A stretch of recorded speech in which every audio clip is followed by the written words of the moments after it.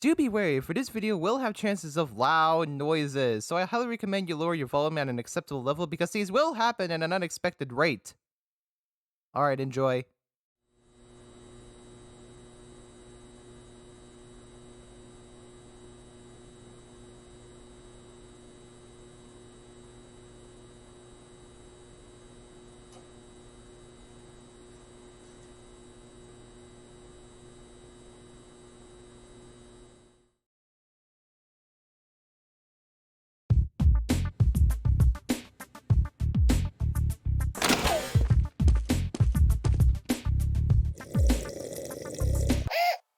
Wait a minute, this isn't coffee?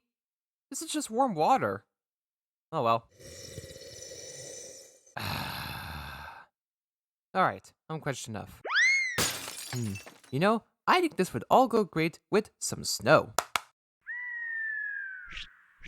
Ha, I said this would all go great with some snow. I said this would all go great with some snow.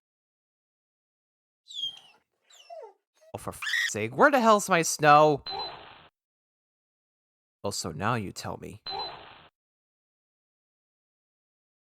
Alright, fair enough. Might as well make what I'm planning a Christmas in July type scenario then.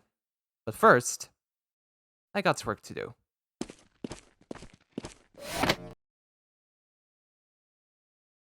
So for those who don't know me, hi, how you doing? Well folks, it do be December, and come December, come Christmas. AKA Decemberween. AKA Kanishmas.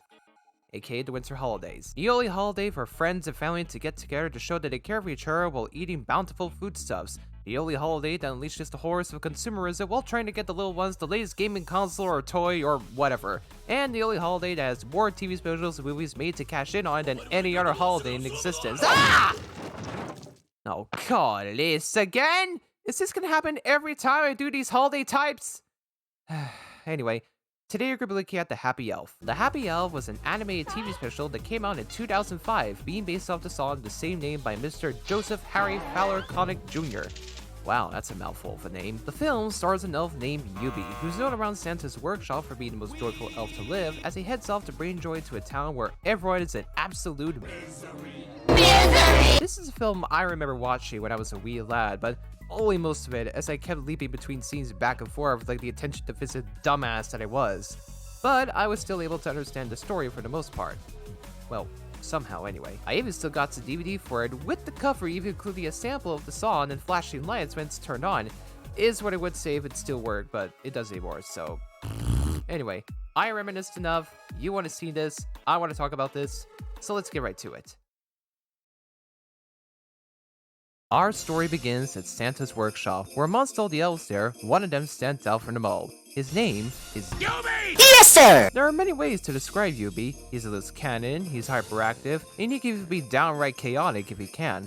Some can even say that it's downright sickening. 3 days before Christmas, while Santa is having a status check with the higher elves, he checks in with Norbert, the head of the Naughty and Nice department, who tells Santa that his bureau is stretched thin. Santa decides that an extra hand is needed. So, Tucker suggests to send in Yubi as a way for him to take a break from the toy department, but the others protest the idea, saying how they don't really like him because of his hyperactivity. But Santa still sees good in him because he's just but an innocent soul in the end, so he decides to have Yubi move to the department anyway. Outside the office, Yubi, along with the help of his friends, Gilda and Derek, eavesdrop on the meeting to find out which elves would be joining him as his slave team for that year. Until Yubi loses his grip, sending him and his friends sliding off the roof and into the coffee shop nearby. While Yubi thinks they're guaranteed for the role, Gilda and Derek aren't so sure about it considering them failing some tests that they each took part in. But Yubi, as ever, still remains positive about it, until he gets a call in HQ, leaving Yubi thinking that he did in fact get the role. Arriving at the front desk, he finds Norbert waiting for him there, who brings Yubi to his department and leaves him to sort out the reports. While sorting, he notices that the majority of what he's done so far were all kids from a town called Bluesville. Concerned about the reports from there, this all gives him an idea that something must be done about it. Later that night, Yubi goes to see Norbert about it, and Norbert tells Yubi they have to wait for the second visit to the town to finalize the list, before literally drawing him out of his house. Yubi then goes to see Gilda and tells her about his plan to go to the town to cheer up all the children there before Christmas Day comes. Gilda objects to the idea and says how it goes against the regulations of the reports, but Yubi is determined to try anyway. Gilda wishes him good luck on his trip then, as he makes his way over to Bluesville. Whoa, whoa, whoa, whoa, whoa, whoa, whoa. Other way, other way. Hey, I can see my house from here.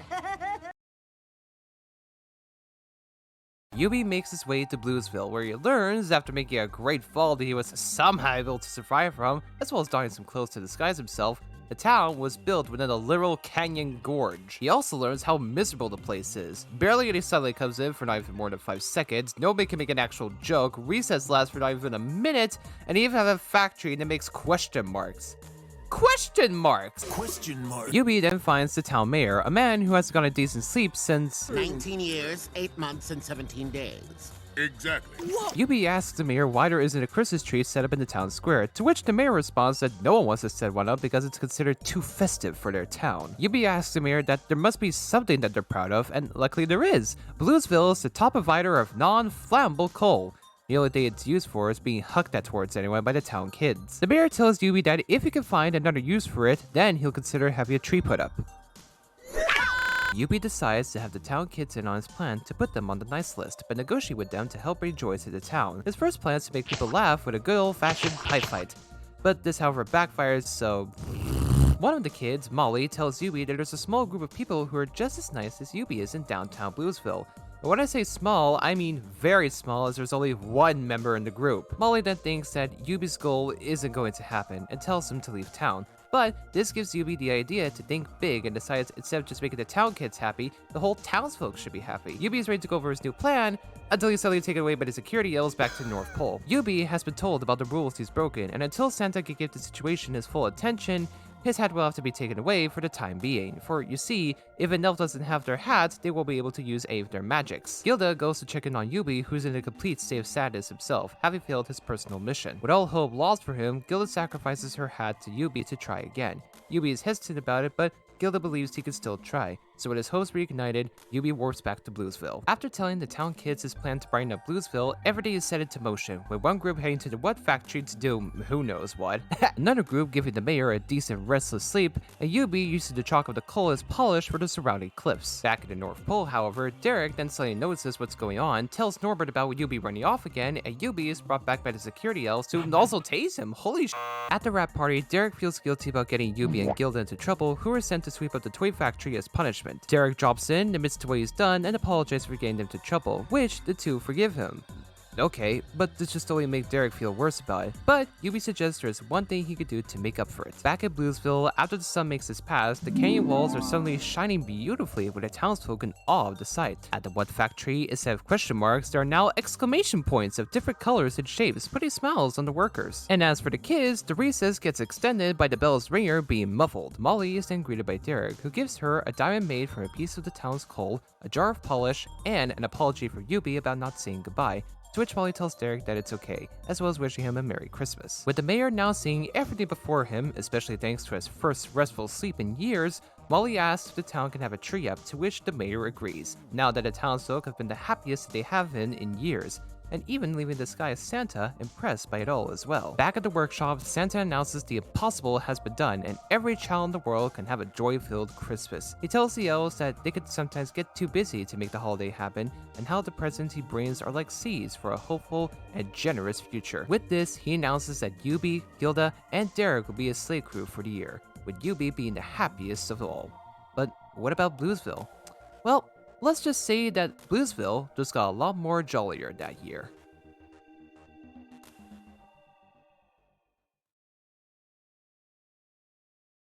Alright, so what are my final thoughts? Animation. The animation was handled by Film Roman. If you're familiar with it, the company has also done work for such things as The Simpsons, the Anime Mask series, and Damn Versus. As for the animation itself, it was... bleh. It kind of felt unpolished, and there were some moments that just put me off. One thing I especially didn't like was Derek's character model. It feels too exaggerated. If that wasn't enough, there were even the jiggle sounds for the belly and... writing. The writing was also bleh. I will give credit to the writing team for trying to make the story unique from the usual human kid save the day trope with these holiday crisis types. One thing they have to question on is how Joyville,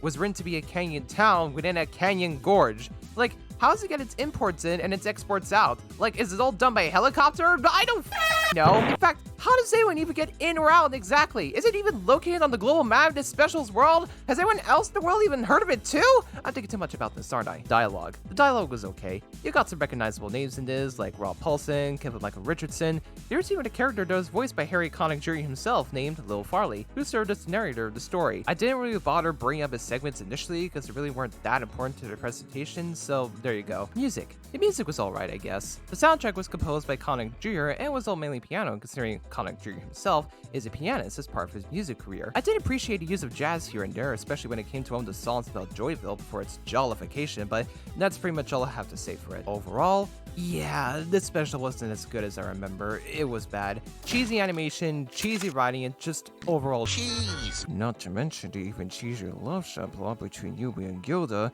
But anyway, you know, it's funny how some of these song-adapted specials turn out to be bad, especially considering in recent times when it seems you can adapt a special or film now of anything these days. I mean, look at Grandma Got Run Over by a Reindeer. Not only did it become infamous on the internet for how goofy its presentation was, as well as for something else, but I don't think I have to explain what that is. But one of the songs for the thing somehow became a meme on the internet.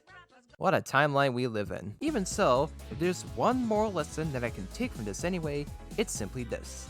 If there is a task that you think feels hard or even impossible to do, just keep on trying and keep your hopes up until you finish your goal, whether or not you're doing it as a solo act or even as a group effort.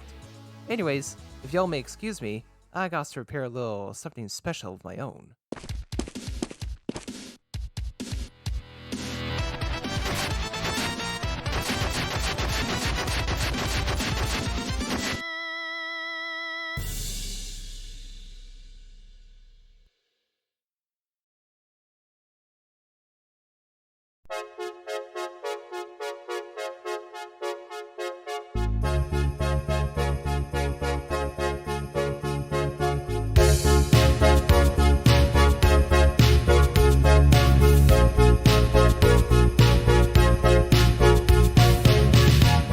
I guess that's it for this year.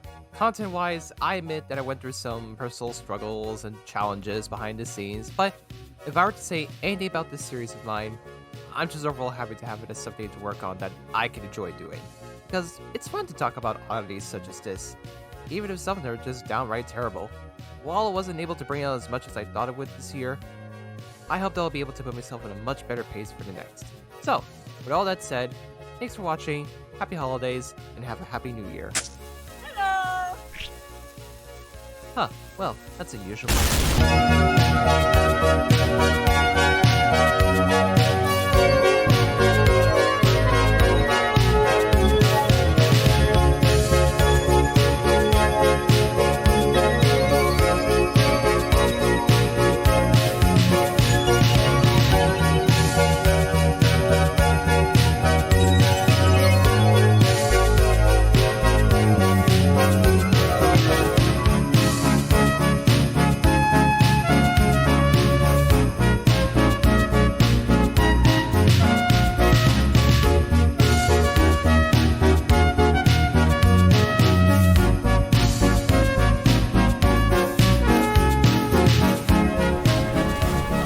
Here comes the ground. Ow! Ugh. Me. Ugh. Well, that happened. And everybody's dead now. Great. Well, it's a good thing I got that equipment for something dire like this the other day. Now then, might as well get to work.